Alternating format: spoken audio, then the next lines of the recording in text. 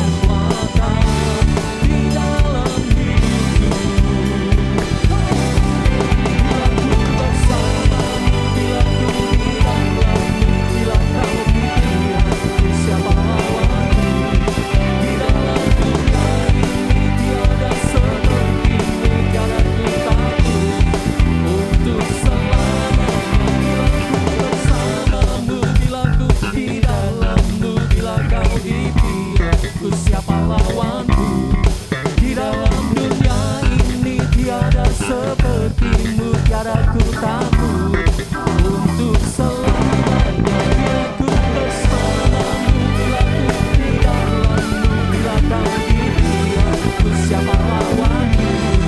Di dalam dunia ini tiada sepertimu, tiada ku takut, untuk selamanya.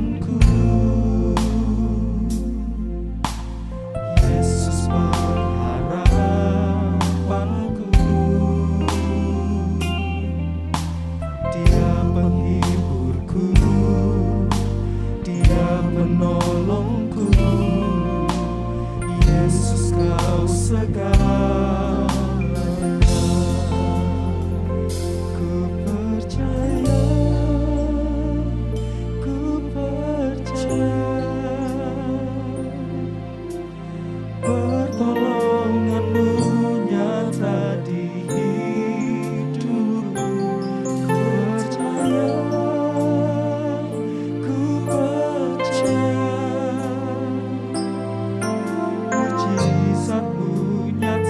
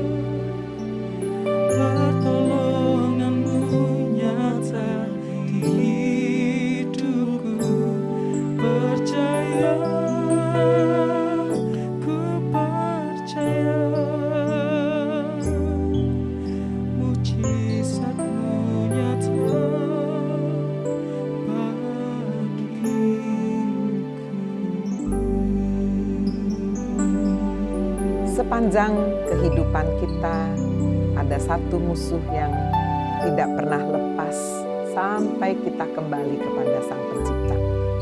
Nama musuh itu adalah ketakutan. Ketakutan seperti menjadi bayangan di dalam kehidupan manusia. Ketakutan adalah hasil dari kejatuhan manusia di dalam dosa. Sebelum manusia jatuh di dalam dosa, tidak ada ketakutan. Manusia hidup harmonis dengan Tuhan, berdamai dengan Tuhan, berdamai dengan sesama, berdamai dengan lingkungannya. Tetapi setelah kejatuhan manusia di dalam dosa, hubungan manusia dengan Tuhan menjadi rusak. Hubungan dengan sesama juga saling menuduh, saling menyalahkan, dan juga dengan lingkungan pun tidak menjadi harmonis. Hari ini kita belajar melalui kebenaran firman Tuhan, bagaimana kita meresponi, menghadapi ketakutan. Kita belajar dari seorang yang bernama Daud, seorang yang jauh dari sempurna. Tetapi firman Tuhan menyebut Daud sebagai seorang yang berkenan kepada Allah. Apa rahasianya? Apakah karena dia seorang yang saleh, super kudus, tidak pernah jatuh dalam dosa? Tidak, bukan. Dia seorang yang penuh dengan kelemahan. Tetapi mengapa Tuhan menyebutnya sebagai seorang yang berkenan kepada Allah? Di dalam Mazmur pasal 34, kita bisa melihat bagaimana Daud di tengah ketakutan ketika dia dikejar oleh Saul yang iri hati, dengki kepadanya. Karena Daud senantiasa disertai Tuhan. Jika Saul membawa Daud maju perang, selalu menang. Sampai pada suatu hari para perempuan menari, memuji-muji sambil meneriakan. Saul mengalahkan beribu-ribu, Daud mengalahkan berlaksa-laksa. Pujian dari para wanita ini membuat hati Saul sangat panas, sangat marah. Itu sebabnya dari seorang yang begitu menyayangi Daud sampai dia membenci. Karena Saul takut tahta raja akan jatuh ke tangan Daud. Padahal kalau jujur mau berkata, Saul seharusnya sudah tahu bahwa Tuhan sudah mengurapi Daud menjadi raja pengganti Saul, raja Israel. Tetapi jauh di dalam hati Saul tidak bisa menerima semuanya itu. Itu sebabnya ketika Daud harus melarikan diri, dikejar oleh Saul dengan tentaranya ribuan tentara, ingin membunuh Daud. Pada satu kali Daud masuk ke wilayah Raja Ahis. Dan ketika tentara Raja Ahis juga ada yang mengenal Daud, bukankah kepadanya dikatakan bahwa Daud mengalahkan sampai berlaksa-laksa, sedangkan Saul hanya beribu-ribu. Daud menjadi sangat ketakutan. Lalu apa yang dilakukannya? Dia pura-pura sakit ingatan. Dia pura-pura gila sambil menggaruk-garukan jarinya di pintu gerbang dan sambil melelehkan liurnya. Satu perbuatan yang jauh dari keagungan seorang raja, seorang yang diurapi Tuhan. Satu perbuatan yang sangat memalukan, bukan? Tapi itulah Daud. Sehingga saudara kita bisa melihat respon atau bahkan jika itu adalah hal yang negatif, kita melihat reaksi Daud menghadapi ketakutan. Hidupnya tidak lagi memuliakan Tuhan. Bahkan hidupnya menjadi batu sandungan. Itu ditulisnya di dalam Mazmur pasal 34 ayat 1. Ditulis oleh Daud, dikatakan ketika dia pura-pura tidak waras pikirannya di depan Abimelekh, nama yang sama Raja Ahis, sehingga diusir lalu pergi. Saudara yang dikasihi Tuhan Yesus Kristus, bukan hanya Daud yang ketika menghadapi ancaman untuk dia dibunuh, alami ketakutan, dia berespon secara negatif. Kita juga membaca kisah tentang Gideon ketika bangsanya diserbu, dijajah, dikuasai oleh suku Midian. Gideon pun menjadi sangat takut. Sehingga dia menyembunyikan diri dan dikatakan dia mengirik gandum di tempat pemerasan anggur yang tersembunyi. Kita juga membaca bagaimana reaksi Petrus ketika mendapatkan satu kenyataan bahwa Yesus, guru agungnya yang dia selalu ikuti, ternyata dibawa ke rumah imam besar agama Yahudi untuk diadili, untuk dihakimi. Dan Simon Petrus ditegur oleh seorang hamba perempuan, "Kamu muridnya bukan?" Simon Petrus begitu ketakutan dan dia menyangkal bahwa dia pernah mengenal Yesus sampai 3 kali. Saudara yang dikasihi Tuhan Yesus Kristus, seorang yang sesaleh Daud, seseorang yang sesaleh Simon Petrus begitu dekat dengan Tuhan, bisa benar-benar meresponi ketakutan dengan cara yang tidak memuliakan Allah. Hari ini ketika Anda juga mungkin dikuasai ketakutan, karena menghadapi sakit penyakit, berita-berita yang viral membuat kita takut. Takut sakit, takut mati, takut segalanya. Ataupun menghadapi ketakutan akan masa yang akan datang. Siapa yang akan membiayai hidupku, keuanganku bagaimana? Bagaimana masa depan hidup rumah tanggaku, anak-anakku dan sebagainya. Berapa banyak yang kemudian meresponi dengan cara yang tidak memuliakan Tuhan. Berkeluh kesah, bersungut-sungut, menyalahkan orang lain, menyalahkan situasi, bahkan menyalahkan Tuhan. Nah, hari ini kita belajar dari orang yang biasa seperti Daud. Tetapi tidak berhenti dengan satu respon yang salah di awal, yaitu tidak memuliakan Tuhan. Di ayat yang kedua dari Mazmur 34, di sini kita bisa melihat respon Daud yang positif. Dia berubah, dia menyadari kesalahannya. Dia bangkit untuk memuji Tuhan. Ketika dia berkata di dalam ayat 2, "Aku hendak memuji Tuhan pada segala waktu." Padahal baru saja di waktu sebelumnya dia tidak memuji Tuhan. Dia menjadi batu sandungan. Dia tidak memuliakan Tuhan. Tetapi dia mau bangkit dan berkata, "Aku mau memuji Tuhan pada segala waktu." Puji-pujian kepadanya tetap ada di dalam mulutku. Karena Tuhan, jiwaku mau bermegah. Orang-orang yang rendah hati mendengarnya dan bersuka cita. Aku mau mencari Tuhan. Lalu ia akan menjawab, aku melepaskan aku dari segala kegentaranku. Saudara yang dikasihi Tuhan Yesus Kristus, jika Anda hari ini sedang mengalami satu beban, tekanan, ketakutan seperti Daud, dan Anda juga pernah melakukan satu kesalahan, mari hari ini jangan terus terpuruk di dalam rasa bersalah, dalam rasa tidak layak. Mari bangkit seperti Daud. "Hai jiwaku, pujilah Tuhan." Jiwa yang tadinya gundah gulana, resah, penuh tekanan dan tindasan. Mari kita perintahkan dengan roh Allah yang ada di dalam hidup kita. "Hai jiwaku yang gundah gulana, tertekan, tertindas, bangkitlah. Pujilah Tuhan, hai jiwaku. Dan biarlah jiwaku bermegah. Mau sungguh-sungguh bangkit dan percaya mencari Tuhan. Dia pasti menjawab, aku melepaskan aku." Melalui worship for healing ini, kita diajak untuk bangkit memuji, menyembah Tuhan. Ada pemulihan ketika kita menyembah Tuhan. Ada kesembuhan ketika kita benar-benar masuk dalam hadirat Tuhan, mencari Tuhan dengan segenap hati. Tujukanlah pandanganmu kepada Tuhan, maka mukamu akan berseri-seri dan tidak malu tersipu-sipu. Bagian yang ketiga adalah respon yang sangat indah. Kita bisa melihat bagaimana kemudian Daud hidupnya sungguh-sungguh menjadi kesaksian, menjadi saluran berkat, memuliakan Tuhan. Itu ditulis di ayat yang keempat, Mazmur 34. "Muliakanlah Tuhan bersama-sama dengan aku. Marilah bersama-sama memasyurkan namanya." Saudara lihat level tingkatan-tingkatan yang dialami Daud bisa dialami oleh saudara, bisa dialami oleh saya.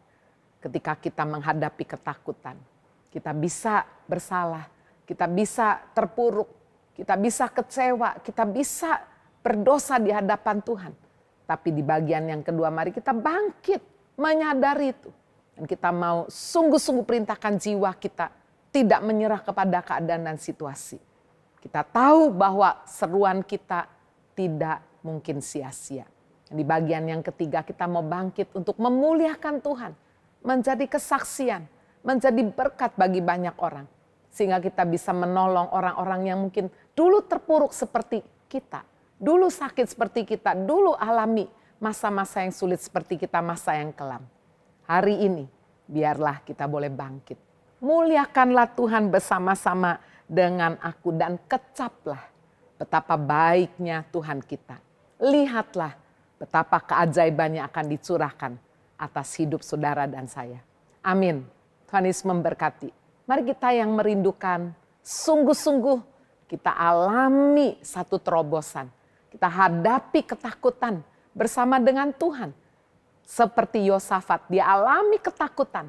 Lalu dia mengambil keputusan mencari Tuhan dengan segenap hati. Mari saudara yang ingin didoakan, mari angkat tanganmu. Bapa di surga, Engkau melihat tangan-tangan yang diangkat. Mereka yang sedang rasa sendiri, tertolak, terbuang, tersisihkan. Seperti tidak ada jalan keluar. Tuhan, hamba berdoa di dalam nama Tuhan Yesus, Engkau adalah sahabat yang baik. Engkau sekali-kali tidak pernah meninggalkan kami. Engkau adalah Tuhan yang kasih setianya tetap selama-lamanya. Saat ini hamba berdoa, Tuhan, Engkau menjamah mereka yang sedang terpuruk. Tuhan, Engkau menjamah, mengangkat semua beban yang berat ini. Dalam nama Tuhan Yesus, segala ketakutan Tuhan gantikan Tuhan dengan kasih Kristus. Di dalam kasih yang sempurna tidak ada ketakutan. Penuhkan setiap hati anak-anak-Mu dengan kuasa kasih-Mu mengalir saat ini dalam nama Yesus. Mengangkat semua ketakutan. Digantikan dengan percaya, iman. Bahwa ketika kami berseru, ketika kami bangkit, menyembah Tuhan, memuji Tuhan. Engkau hadir dan Engkau mendengar doa-doa kami. Tuhan, hamba berdoa saat ini bagi mereka yang sakit. Apakah corona, virus Omikron, ataupun penyakit-penyakit yang lain. Di dalam nama Tuhan Yesus, biar Engkau menjamah menyembuhkan oleh kuasa bilur Yesus. Mereka yang sedang terpuruk secara ekonomi, Tuhan, Kau angkat semua keputusasaan. Gantikan Tuhan dengan iman. Percaya bahwa Tuhan pasti buka jalan. Terima kasih Tuhan, demikian juga hamba berdoa untuk pemulihan rumah tangga. Mereka yang sedang ada di ambang perceraian, Tuhan minta dalam nama Yesus. Biar Tuhan membuat keajaiban, mengubah air menjadi anggur yang manis. Dalam nama Yesus kami mohon Tuhan. Kuasa pemulihan terjadi. Hubungan suami istri, orang tua dan anak, mertua dan menantu dan yang lain. Tuhan membawa pemulihan. Terima kasih Tuhan, Kau juga membawa pemulihan bagi bangsa dan negara kami. Bagi kota kami, dimanapun kami berada. Bagi bangsa-bangsa Tuhan Kau kuasai kendalikan. Sehingga lebih banyak lagi orang yang mengenal Kristus. Menerima berita keselamatan. Terima kasih Tuhan. Turunlah sungguh-sungguh Tuhan. Kedamaian, sukacita di dalam Kristus. Dalam nama Tuhan Yesus kami berdoa. Haleluya. Amin. Mari umat ciptaan Tuhan, lagi-lagi kita puji Tuhan. Haleluya.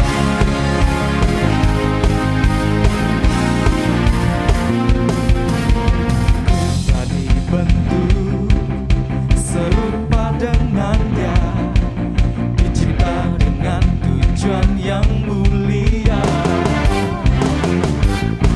Membawa terang ke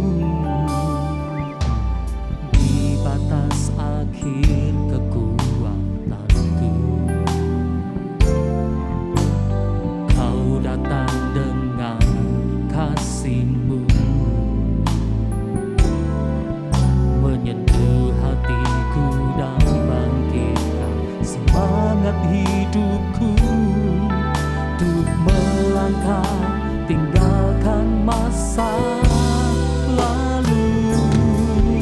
Ku sadari kasih-Mu takkan pernah berakhir. Kau berikan arti dalam hidupku.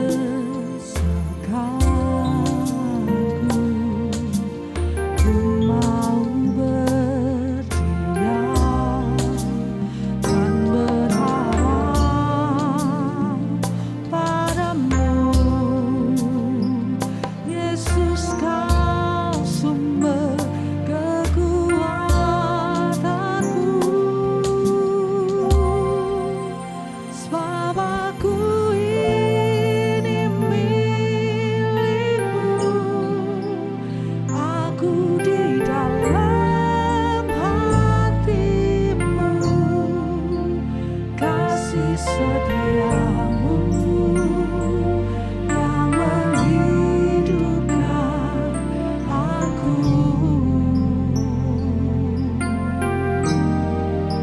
Selamaku ini milikmu, aku pertahankan hidupku, biar kehendakmu kerjakanlah dalamku.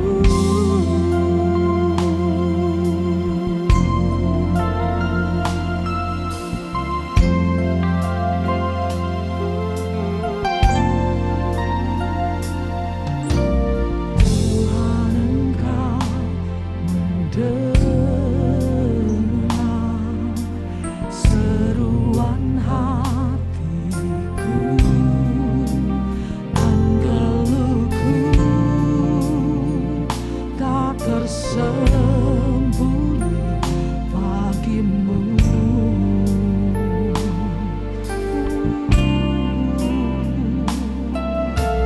Dalam kesesakanku, ku mau berdiam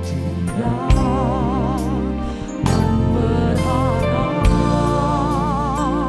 padamu. Yesus, Kau sumber kekuatanku.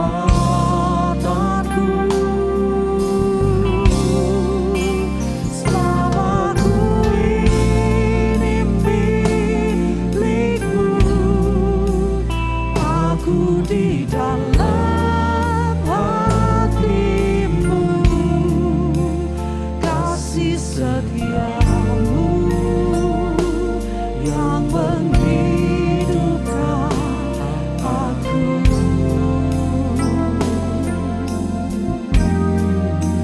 Selamaku ini milikmu, aku pertahankan hidupku,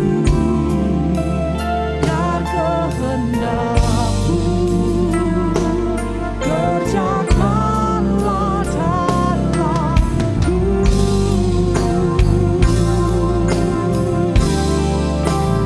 Selamaku ini milikmu, aku di dalam hatimu, kasih setiamu yang menghidupkan aku.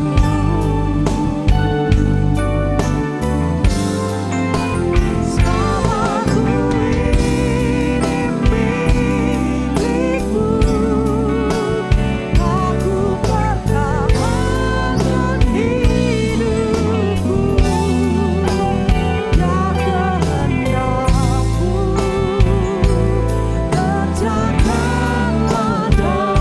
Biar kehendakmu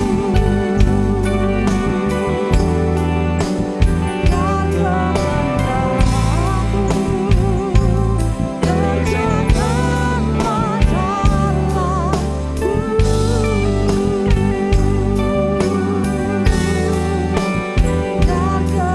dalamku.